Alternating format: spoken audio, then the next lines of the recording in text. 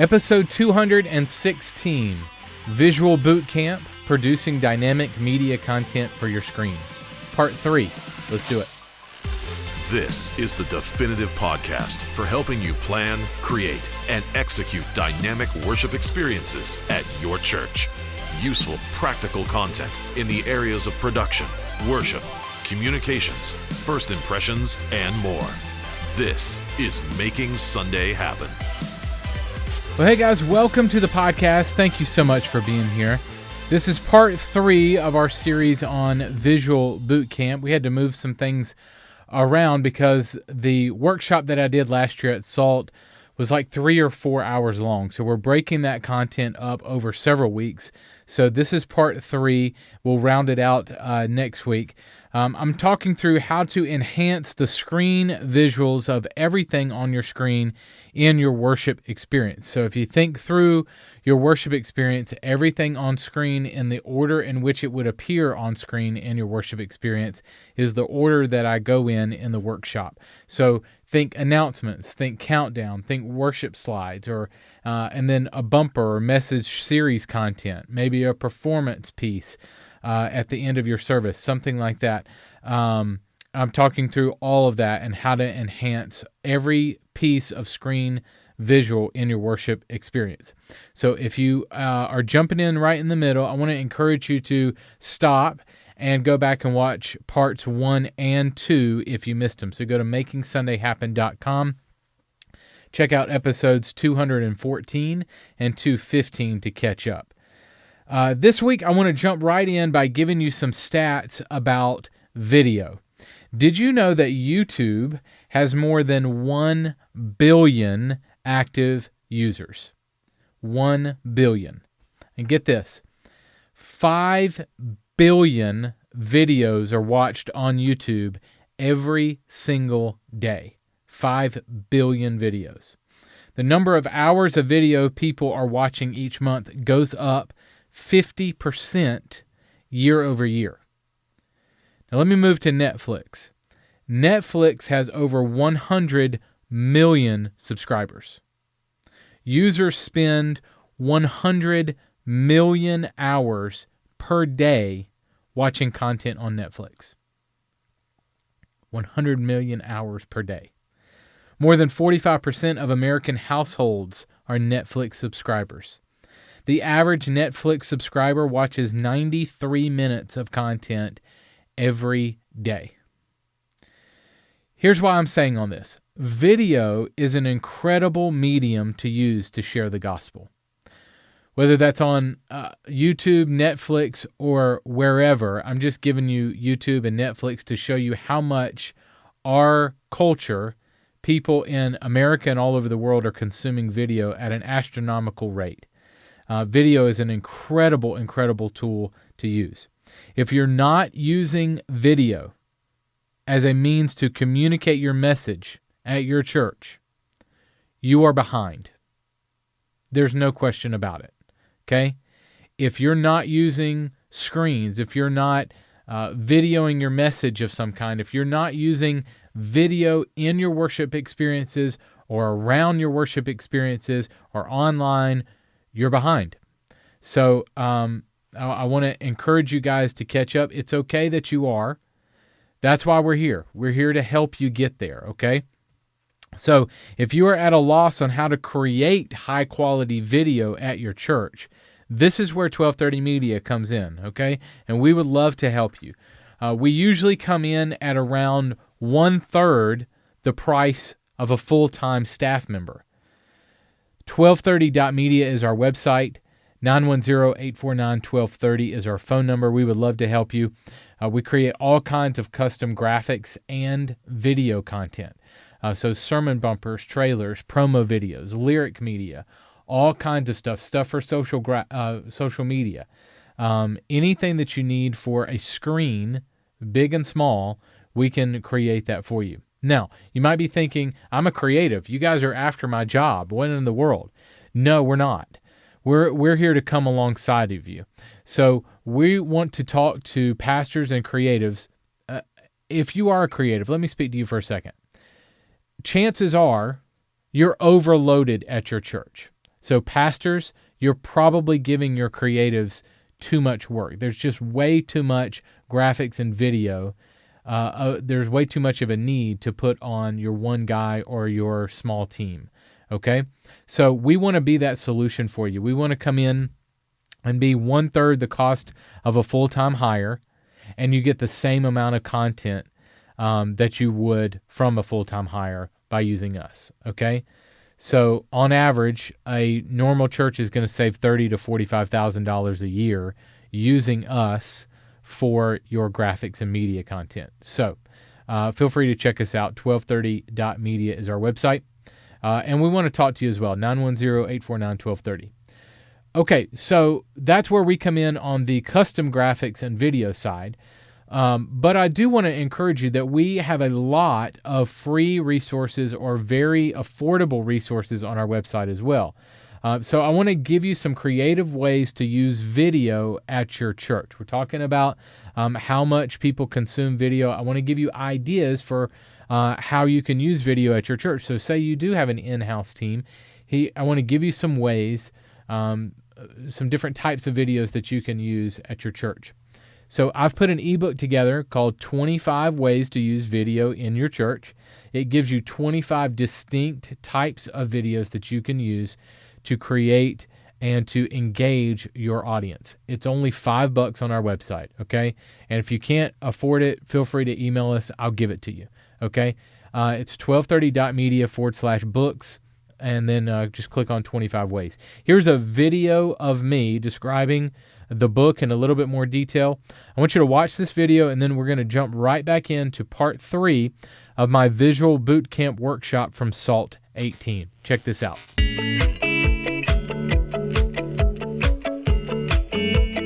Hey guys, Carl here. I want to tell you about an ebook I wrote called 25 Ways to Use Video at Your Church. Stats show that video is how we consume most all of our information and entertainment. Video is an incredible medium to use to share the gospel. We can use video to share powerful stories and create amazing worship experiences at our church. In this book, I give you 25 creative ways that you can use video at your church to play in your worship experiences, on your website, on your social media platforms, and more. I've produced over 2,000 videos for churches around the world, and I've led our team at 1230 Media to make hundreds more. We are the church's leading source for custom media content. I don't say that to brag, I say that to say we know what types of videos that churches are using because they're coming to us quite a bit to produce them. Now, you're not only going to get ideas for types of videos that you can produce, like sermon bumpers, series trailers, song videos, testimonies, and more. I also share ideas for how to implement these elements into your worship experiences and the ministries of your church. So I want you to pick up a copy of the book today at 1230.media/books. That's 1230.media/books.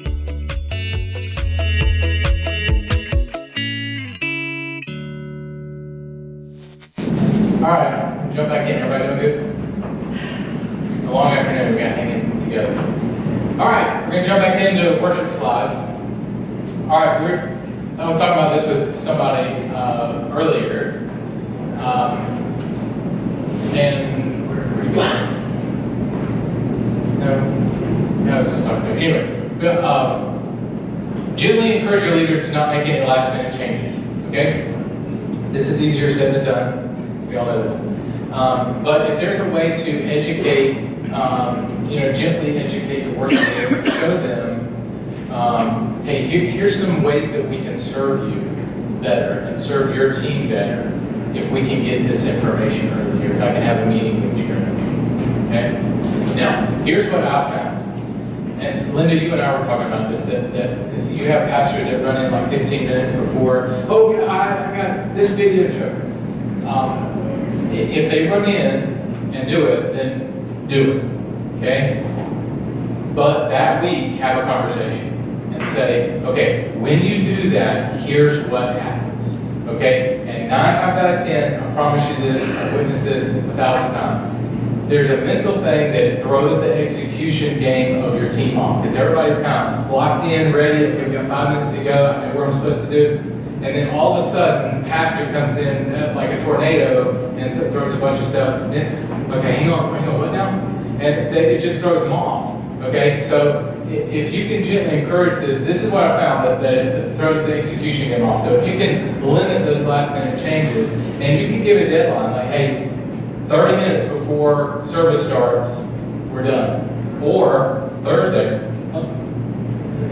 we're done. If your pastor can get on board with that would be awesome. Now, I did work at a church that the pastor didn't do a sermon until Saturday night.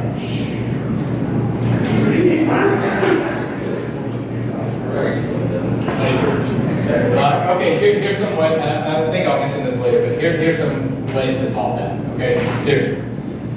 Okay, no matter what I did, I could not get my pastor like, hey, you got to do your sermon earlier during the week. But he always did it. It was his routine. He did it on Saturday night. Okay, so Sunday morning, here's what I did. I dedicated an entire machine to put the pastor's content in, because when he walked in with that sermon, dude, we're in rehearsal, man. I can't stop lyrics from rehearsal and put it in your sermon. Too late.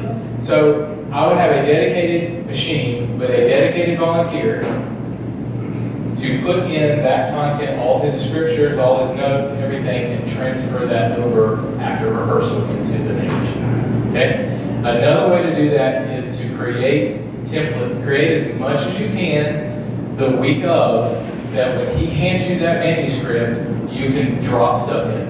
Okay? So anything that you can do to create templates or whatever to make that easier, then do it. Because sometimes you just, no matter how hard you push, how nice you ask, it just ain't gonna happen. So find some ways around it. All right, let's go on worship slides. Choose non-cheesy motion backgrounds. We talked about the hands, no rainbow, crazy rainbow backgrounds. Somebody mentioned CMG. Jeff McIntosh does a great job with worship backgrounds. It's a great subscription to have. And Worship House Media, our site, we've got some worship media stuff. Find some great backgrounds to use. Choose a background that's going to match the feel of your culture and the tempo of your song. If it's super fast but the song is super slow, be very aware of that. I just contracted with a Methodist church that does a traditional service and a contemporary service. So make sure that if you have that at your church, that you are aware of the environment. Don't do the crazy background in the traditional setting, or don't do the vice versa. Okay? I don't suggest more than 2 backgrounds per song. I know that some people try to change it up, verse and then chorus, and then change it up constantly. You might do one background for the verse and then one background for the chorus. That's cool, but don't get too crazy off of that. Also, you might try one background, and then for the chorus you tint it blue. Okay, so it's the same background, it just freshens it. Okay, so that's not good. Another thing is, don't use backgrounds with jump cuts in it. Let me show you an example of that. Okay. You've seen the sparkling stream background that every 20 seconds it jump cuts are annoying and it just looks terrible. Okay, so make sure there's no jump cuts in your thing. The places that I mentioned, kind of make sure of that. And so when you're purchasing backgrounds, make sure they're seamlessly looping. And you're going to have to probably either watch it online or bring it into your software, set it to loop, and or go to the end of it and make sure that when it goes back around, you don't see a hard jump. Okay? Y'all see that happen? Okay. Motion backgrounds. Keep them simple and readable. Be aware of your lights and environment. Sometimes, you can choose a background, and then when your lights are on, it drowns out the background. So make sure that you're working with your lighting designer so that everything complements each other and it's not drowned out or whatever. Okay? And then transitions. You can dissolve your backgrounds, but make sure it's on a 2 to 3 second dissolve. You can dissolve your backgrounds. You don't have to cut those if you're in a full screen. Who uses full screen lyrics and backgrounds? All right. Who uses iMag with lyrics in lower third? Okay. All right. We're going to move on. So any other questions on worship slides or any other comments? Two other key websites to use for motion backgrounds are dance keepers and visual media church. Good. Visual Media Church is more kind of nature-y. They have a lot of nature-y kind of stuff. Do they? I think they do. Yeah, they're all cool stuff. They actually do this really cool thing. Some of them are seamless loops, but some of the other ones that they couldn't do seamlessly, they have this weird like crossfade-ish type thing. I'm not a huge fan of it, but most of their nature backgrounds actually do loop seamlessly. Yeah. See, just in case you do a virtual jump cut background, I think purpose are having have an option now to just right click and soft click. So it's kind of, it's not so jumpy. Yeah, or the palindrome, where to go, and then they come back and go. It depends on what it is. If it's water moving backgrounds, if it's water moving backwards, it's even longer. And stuff like that. I'm going to suggest that you just get movable backgrounds. It's easier. But yes. You say CMJ earlier? CMG, Church Motion Graphics. Yeah. ChurchMotionGraphics.com. Jeff McIntosh. All right, anything else on worship slides? Again, Jonathan Long is teaching something on worship slides this weekend, so if you need more on that, check it out. All right, let's talk welcome and announcement. We're going to talk stage announcement. So again, we're going through your whole worship experience in the order in which you go. So we talk pre-service slides, we talk countdown, we talk worship slides, now we're going to get into your announcement time. Okay? So we're going to talk stage announcements and then video announcements. So stage announcements, here's a great little resource. Adam, I think he's in town this week. I'm not sure if he's here. This is Adam McLaughlin's book. The title's kind of funny, but what his basis on this is a lot of times in stage announcements you talk about things that don't make sense together, and so how to make your stage announcements cohesive. And again, the PDF has links to all the books and all the content on there. So, okay. So here's one thing that he talks about in his book, and I had him on, I do a podcast, and I had him on several times to talk through this. So if you want more information, you can check that out. That's on the website down there. But this is one thing that he talks about, is to have a structure for your stage announcements. And give this to your, let me ask this, who does video announcements? Okay, who does a host that comes up on stage? Do you do both? Some do both? Okay. All right, so I'm correct. Okay, so I'm talking stage announcements specifically here. Give your host a structure, and this will help him not ramble on forever. Also give him or her a time limit. Okay, and put a counter on the stage display. Okay, you got 5 minutes, that's it. And here's how I want you to structure it. Okay? I've been in settings where they just go on and on and on and on, and I don't even know what they're talking about. Okay, so have a clear opening, lead with your core values. Tell me why. Here's what I mean by that is, hey guys, at Life Church, one of our core values is saved people, serve people. So this Saturday, we're going to go to serve the community and blah, blah, blah, blah. Okay, so use your core value to go. And here's why we do that. I'm going to show you a picture of a little boy. This is a boy that we met last year on our serve event. So tie in a why. Make sense? Clear call to action. Don't make your call to action. See, hey, Jimmy, raise your hand. Everybody go to Jimmy after the service. Don't make that the call to action. The call to action is give them a clear URL or send them to guest services. That's it. Okay? Don't make it super confusing. Okay, everybody write down this email address. Give so-and-so a call. No. It's good. In fact, I would probably just say send them to guest services. Everything is guest services. But if you do that, make sure your guest services team is well informed about all the information that you need to give to people. Because if they get guest services, I don't really know. But you talked about it on stage, be a clear team together. Okay? All right. props. Okay? Hey guys, this whole series is all about the fruits of the Spirit. So I got this bunch of bananas. Okay? Anybody like bananas? I hate bananas, but I'm about to eat one on stage. Ready? Alright, so you can use props. Okay? I got this hammer, guys.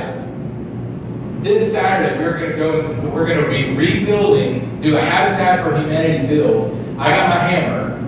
I want you to bring your screwdriver, I want you to bring your okay, use props. Okay? Use photos. So last week we did this awesome sports camp, and we had 500 kids show up at our sports camp. This is one of our staff members, and he got to meet, this is Jake, and this is Susie, and tell a story about the life change that happened. So use photos in your statement. Okay, so I mentioned this earlier. If you have a picture that you want to use, and the main area that you're probably going to use photos is your stage announcements. So if you have a photo that is crappy, that is very small dimension size, and you cannot get around it, you can't find another image that's large enough, here's what you do. Okay? You take it in Photoshop, you put it in there, you blow it way up, you blur the background. Then you take the actual image and you put it on top of it, and you add a drop shadow. Okay? So if you have a vertical image, if you have a smaller square image, that's how you get away with really, really bad images. Okay? Anybody have any experience or want to talk about that? Yeah. Well, we kind of ran into a situation, combination of this. So we were on video announcements. But last minute, hey, I need to announce this. Well, I asked my worship pastor who's over our booth, and I said, do I have the power to tell him no? And he went and talked to some of the other folks, and eventually we have the power of no up to 30, 40 minutes before service. Good. I love it. Yeah, that's probably the way to go. Do you have a communications department? Not fully. Yeah. So if your church has a communications department, your communications director needs to be the gatekeeper of what gets announced on Sunday and what doesn't. That's the person that needs to go through. And that person doesn't need to be a pushover. They need to say, hey, and another rule of thumb here is if it applies to about 80% of your congregation, it gets a stage announcement. If it doesn't go on stage. It goes on your website, it goes on your social media, it goes elsewhere. It does not, it's not, everything is not a stage announcement. Okay? All right. In your stage announcements, you can also use what's called soft roll footage.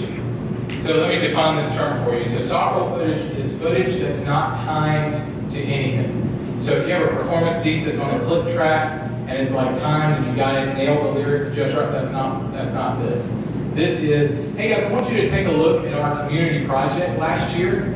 This is some of the stuff that we got to do at last year's community project. This is some of the stuff that we got to do at last year's student camp. They heard awesome teaching, awesome whatever, and show video of, you see that girl that you just saw there? She gave her life to Christ last year. Isn't that awesome? Okay, so use soft roll footage during an announcement. And that way, in the back, they can roll that footage. So when they start talking about student camp, you roll that footage. And when they stop talking about student camp, you just go back to the camera shot or go back to your background.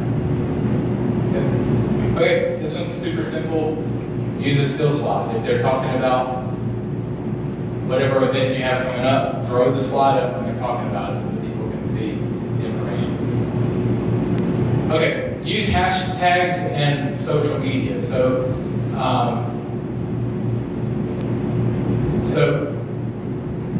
let's use this as an example. So we have our women's event coming up this Saturday. So ladies, as you are sharing with your friends about this event, I want you to use hashtag Radiant when you're sharing on social media. What that's going to do is that's going to allow us to search for it during the week and at the event and share your awesome photos during the conference. It's also going to allow us to find those and retweet those. So if you would, use hashtag Radiant as you're sharing that with your friends. Okay?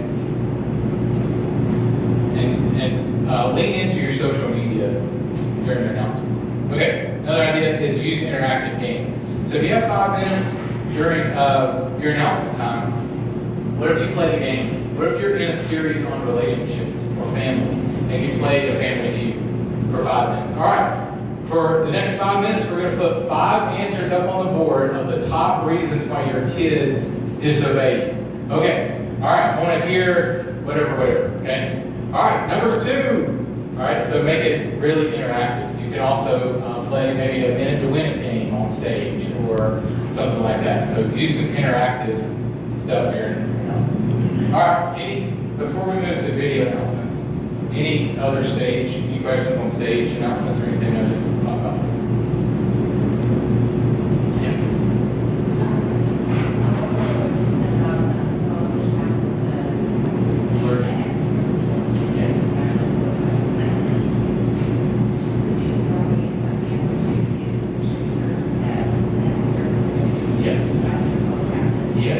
So she's asking about the blurred image. So sometimes you're going to have a guest speaker that comes in and hands you a flash drive with an image that's horrible. Okay, and it's like 300 by 300, and it's just terrible. Okay, so what you're going to do is before your worship experience starts, you're going to run off to your office or somewhere and put it in Photoshop. You're going to start with a 1280 by 720 frame at least. You can do 1080 or 1920 by 1080, but at least 1280 by 720. Does that make sense? Okay. So this is an HD dimension size. You take the image, you scale it way up to fill the entire frame. Then you use the blur effect and blur it out completely. Then you take the same image and put it right in the middle of your frame and put a drop shadow on. It gives it just a background so that you're not scaling it way up and it's pixelating and looking nasty, and you're not like having it on a black screen and it's not filling your screen. Does that make sense? Does that help? Any other questions on the stage? All right, let's get into video announcements. All right, there's a couple of places that I would go for video announcements. This is not a sales pitch, even though 12:30 is what I run. But I would go to 12:30. I would go to Brady at Pro Church, or possibly Pronouns. There's honestly not a lot of people that do these and do them well. So that's the only people that I really suggest. So here are some options for doing. Do you guys do your own? Those who do video announcements? Okay. Okay, so you can produce them on your own, or you can have a graphics package created for your in-house announcements. So you can go to a company like ours and get like I'll show you different examples of those. But you can get like an open and transitions and lower thirds to use in your in-house announcements. Okay, so there's kind of 3 different ways that you can do video announcements. Okay.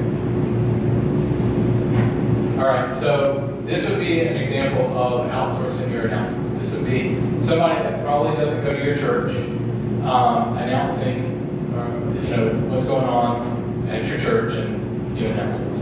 So we create these custom, and churches send in their own B-roll, and we kind of put it together. And your other option is to do it in-house.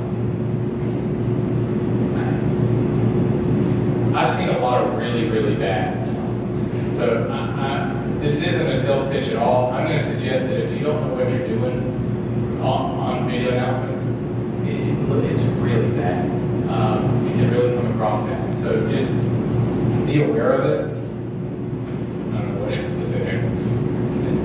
If they're going to be bad, don't. Let me say this. I think that some people think they're good and they're not really that good.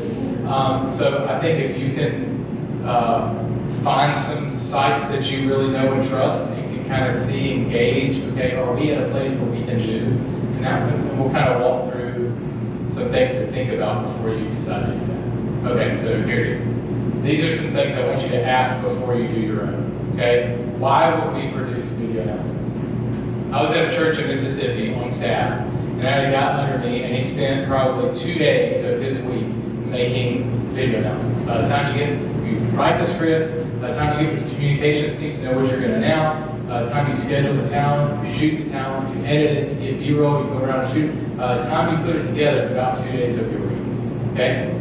So, and then what I found is no matter where we placed it in the service, nobody, 0 people were watching. So now I have a staff member that spends 2 days a week making something that nobody watches.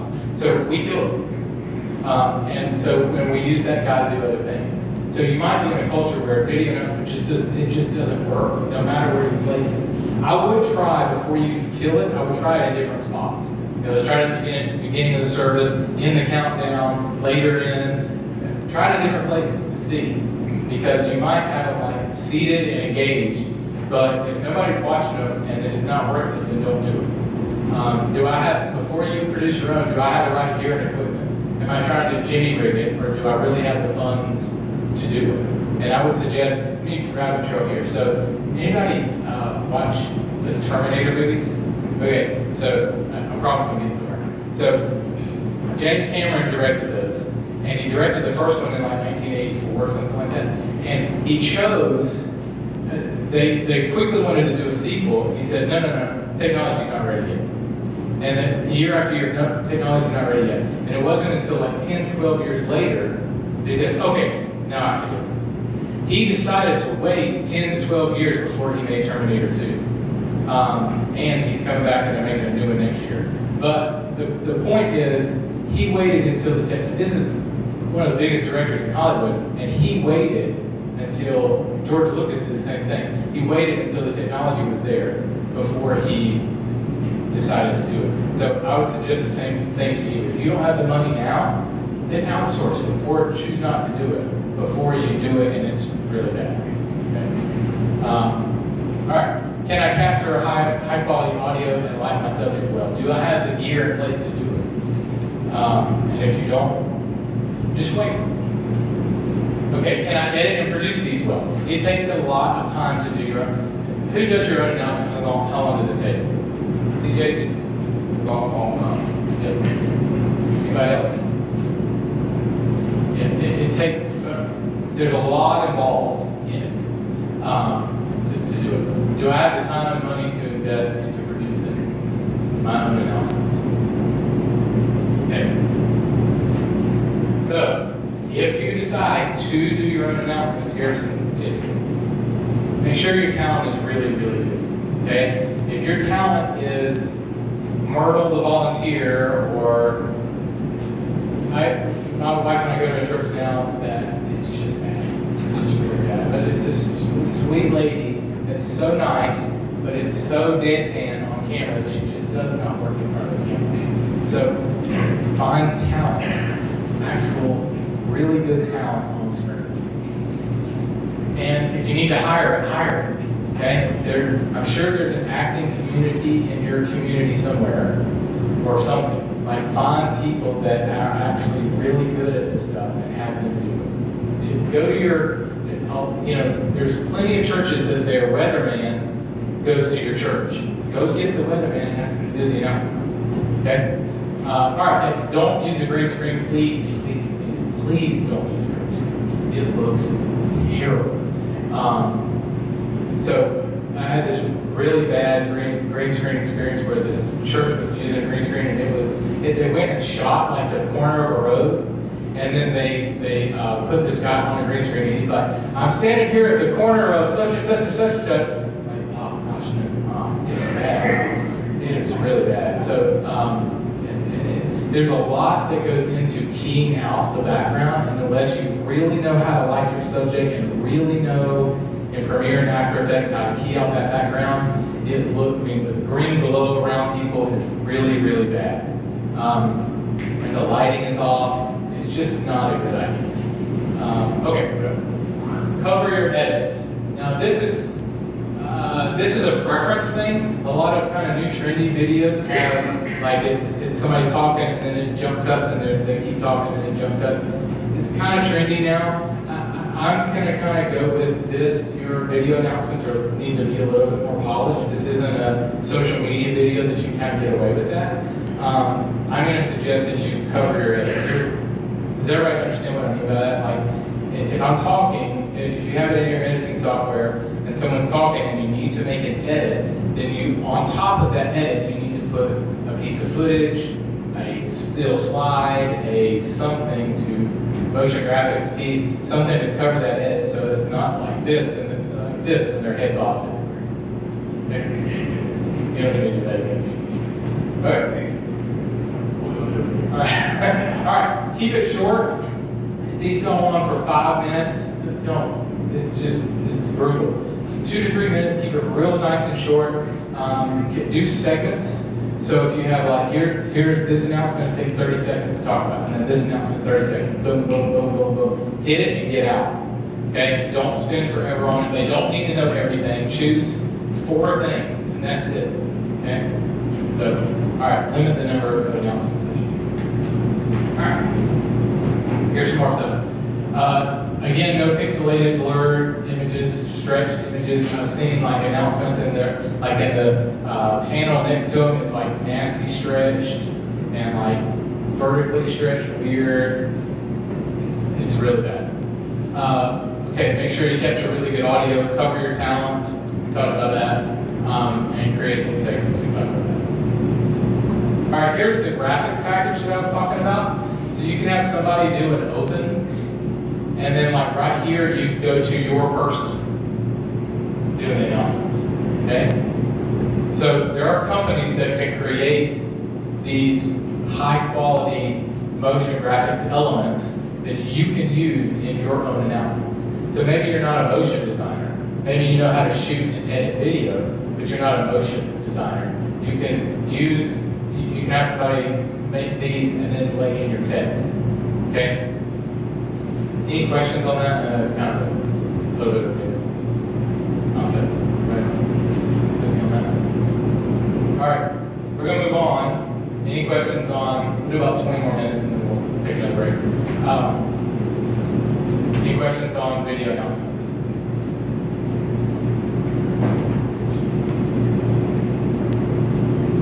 What have you guys found as the best route to go? Have y'all tried video announcements and then killed them, or stage only, or what's been y'all's experience with it? I get with the topic. What? I get with the topic. I don't get down.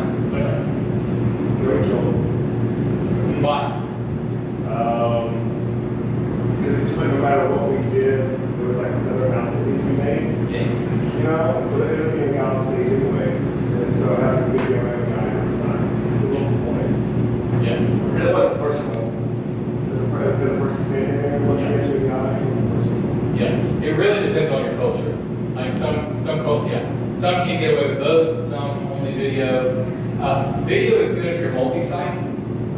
So, because you know, from a staff perspective, you know that the same announcement is getting to all campuses the same exact way. You know exactly what's being communicated. You don't have to like trust that the host communicates everything the way you want it to. So, video announcements are a pretty good solution for multi-site environments. All right, series, media, and message content. All right, I'm going to talk about sermon bumpers. And I'm going to walk through, so my company will create a lot of custom media, so sermon bumpers and trailers and all kinds of different custom media for churches. So what I'm going to do is talk about our process from zero to finished. And what I'm hoping is that it will kind of inform you. Does anybody create your own content? You create? Okay, all right. So I'm hoping that it will kind of shed any light on the process and maybe give you some tips along the way. All right, so the very first thing that we find out from a church is the length. Okay? We highly suggest that the best length for a sermon bumper is between 30 and 60 seconds.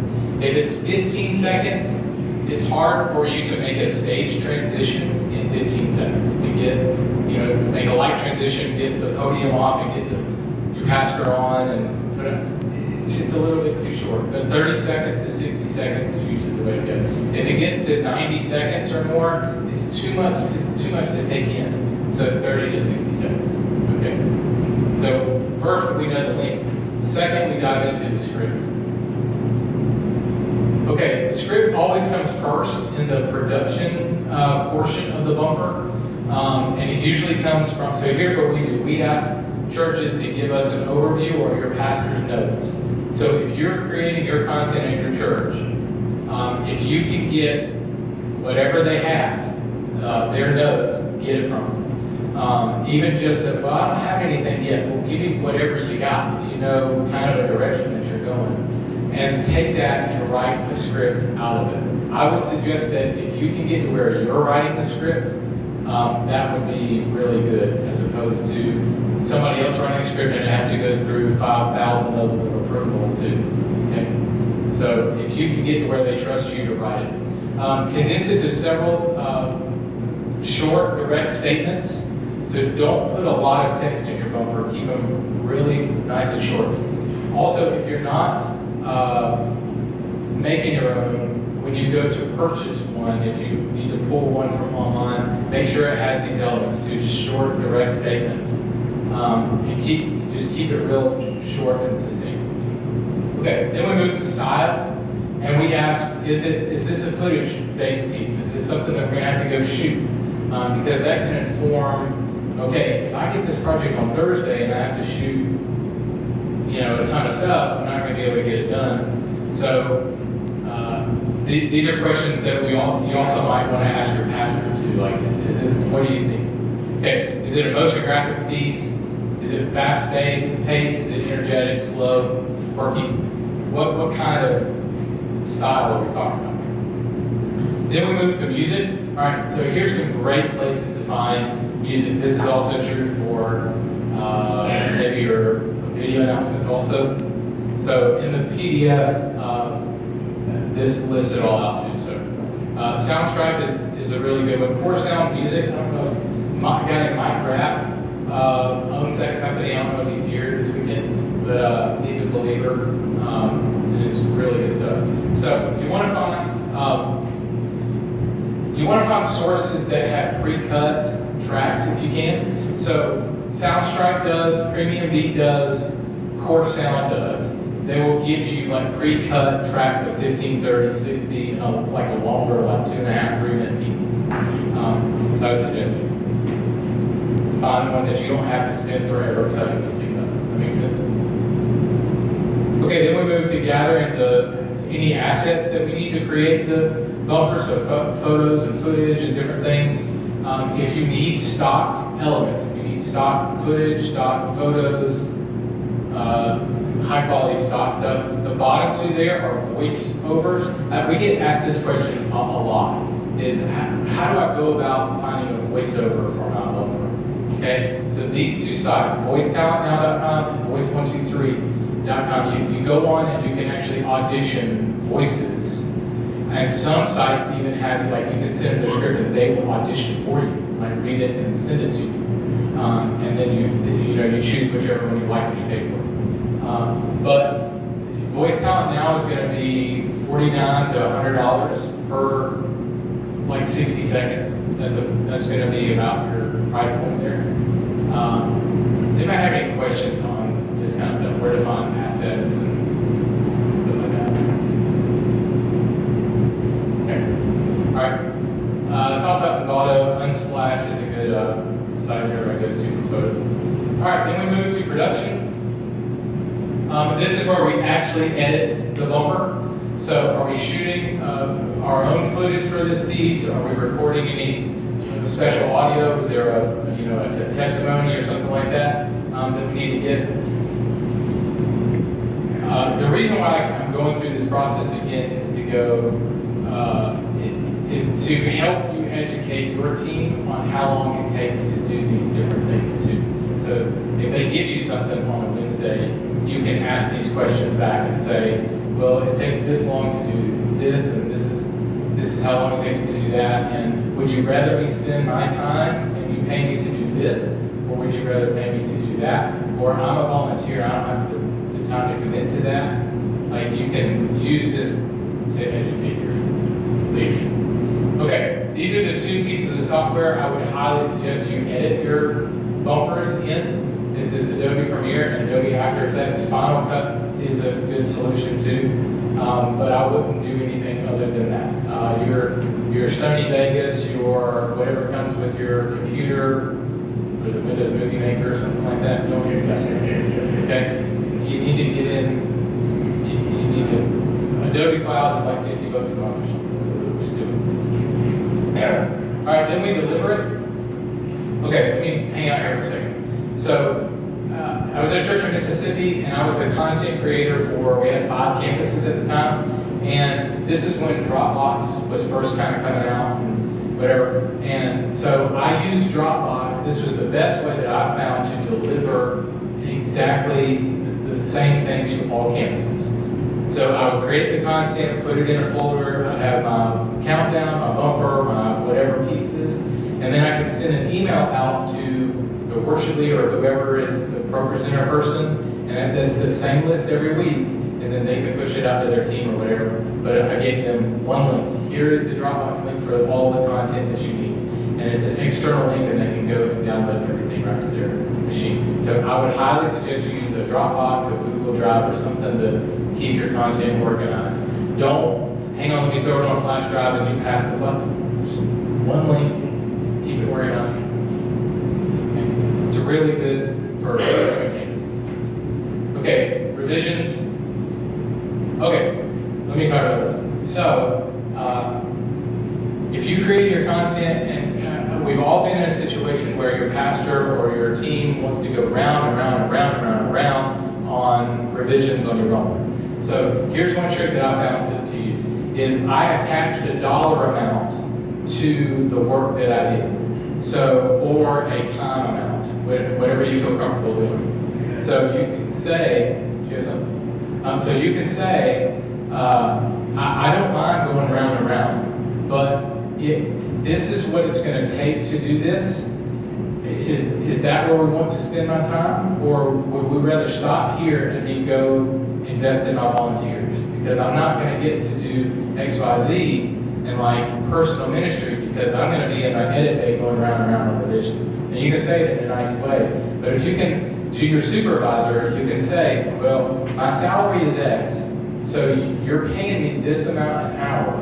So would you rather pay me to do this or pay me to do this? Your choice. You tell me what to do. I submit to your leadership, but what I'm finding is that I'm spending a lot of my time in the church's dollar doing this when I could be over here doing this. So it can kind of help the round and round and round. What we do at my company is we attach a dollar amount. You get one round of revisions, and after that, it's a dollar amount. And it's amazing to see, once you attach a dollar amount, the list goes away. It automatically, magically disappears. You go, oh, well, never mind. That's what I thought. Okay. All right, and then here's the final step, the final files. This is where you deliver the files to your campuses or to your people. Again, have an organized way to do this.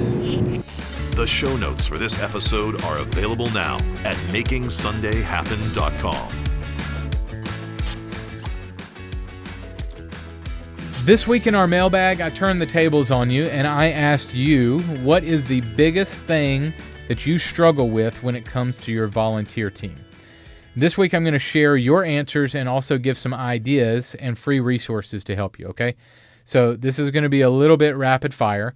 I put this on Facebook, and several of you were incredibly generous in letting me know what you struggle with at your church when it comes to volunteers. The first thing that you struggle with, and by far the biggest response I got, was getting or inviting volunteers to your team. That was the biggest issue by far. So here's a website to go to, 1230.media/invite. There I give you 6 really quick and effective ways to invite volunteers to your team. Some of them some of them might be new to you. I'm in the process of writing a book on volunteers, and this list of 6 has grown to over 20. So that's going to come out sometime next year. But I want you to go to this blog post and get 6 very quick, very easy ways that you can invite volunteers, 1230.media/invite. I'm also going to encourage you not to use the R word when it comes to volunteers. Recruit. Do not recruit, invite. Okay. Number 2 was training. So I want you to go to 1230.media/basics training. And this is a blog post describing our volunteer training process at New Spring Church when I was on staff there. We set it up like simple college classes that you went through to learn your position. So 1230.media/basics training will be a blog post that will walk you through that training process, okay? All right, number 3 is vacation replacements. Now, here's what I mean by that. Someone was saying that their volunteer team was made up entirely of their family members. So if they are gone on vacation, there's no one to serve. All right, guys, I'm going to be as politically correct as I can be here. Bad idea. Very bad idea, okay? You want to have volunteers that are not your family members. So you have to invite more volunteers to your team, okay? So I don't want to bash you here. I realize that you might be in a small church that it's all you got, and absolutely use what you got, everybody pitching in. But I want to encourage you to invite others and work on casting vision and getting more volunteers into your team. That's really going to help you, okay? So that 1230.media/invite will give you some ways and some ideas to try that might work in your context, okay? So 1230.media/invite for that. Okay, fourth thing that you struggle with when it comes to volunteers is volunteers not showing up or not being consistent or committed. Okay, so I think this really comes down to a couple of different things. One, and I want to be gracious here, I think that you should work on your vision casting, okay? So I want you to work on explaining and rallying the team behind your why, okay? If they're not committed to the mission, it might be because they don't fully know the mission, okay?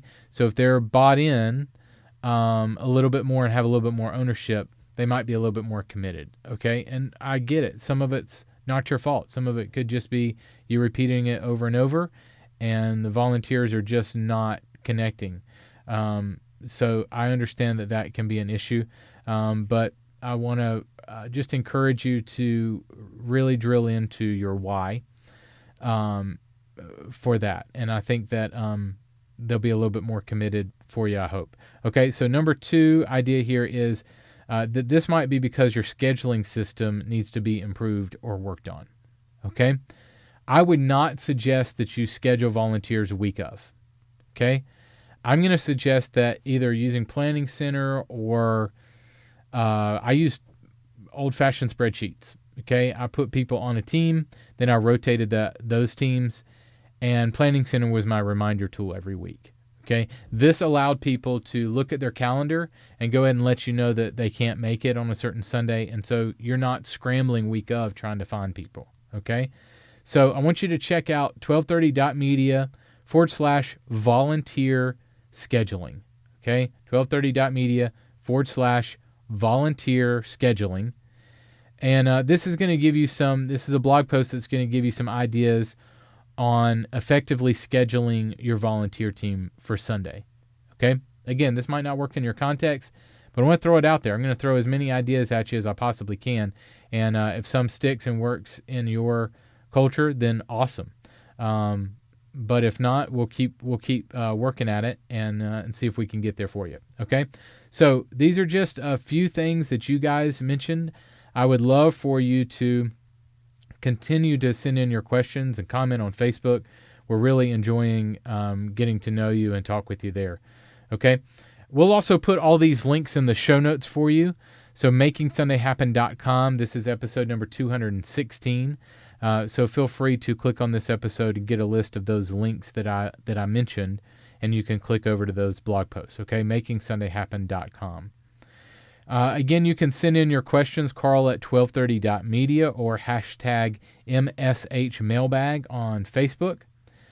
Next week, we're going to wrap up my Visual Bootcamp workshop. This has been kind of a marathon series, as the workshop that I did last year at SALT was about 3 or 4 hours long. So it was a marathon there at SALT, and it's a marathon here. So we're breaking that content up for you, but I hope that it's super practical, and I do it in sections on the workshop. So hopefully, you can really follow along and learn some things about enhancing your screen visuals at your church. Okay, so we'll wrap it up next week with part 4.